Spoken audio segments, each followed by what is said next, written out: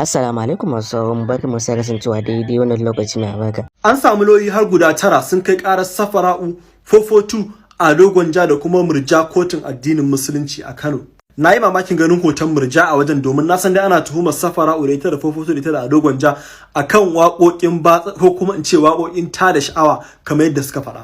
Sai na ce ba na ƙara bincike ko zan gano abin da ake tuhumar Murja da shi. Kun ga ko su da suka rawaito BBC a san ba su faɗi wani abu akan Murja ba. Sun ce dai mai magana da yawun kotun jihar Kano kaza ya tabbatar da BBC inda ya ce lauyoyin sun rubuta takardar koken inda suke ce su Ado Gwanja na kokarin bada tarbiyyar ta hanyar yin waƙoƙi batsa da kuma yaɗa badala.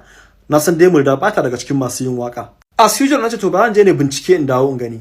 Ai kuwa ilai imana layin lemo ina buɗe cikakken labari sai na ga bacin Ado Gwanja bacin Murja Ibrahim akwai 'yan TikTok da yawa irin su Ummi Shakira Shamayin Inuwa da kuma su Babiyana. Amma duk da haka dai still ina neman na ga laifin da Murja ce aka yi ta kotun addinin musulunci.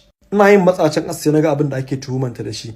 Ita ma Murja kunya wadda ake yawan ganin ta a TikTok tana yawan zagi da ashariya inda ko a kwanakin baya sai da ta yi bidiyo a TikTok tana ɗura wani ashar kan wani yayi mata ƙarya da cewa ta mutu.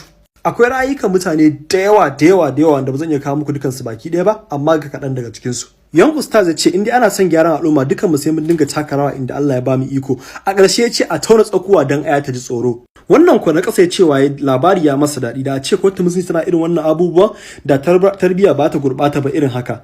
Gurɓatattu irin su za su ji tsoron yin wani abun da zai zama iskanci daga dara. Yan dishe ko cewa ta iyayen dubban yaran da suke kan titi suna bara ya kamata su kai su kotu ba su yi hakan ba sun je suna wani zancen banza.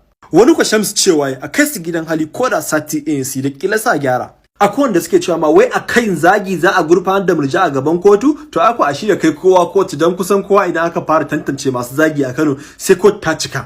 A cikin wannan ra'ayikan wane ne ya fi zama daidai da naka? Allah ya samu dace.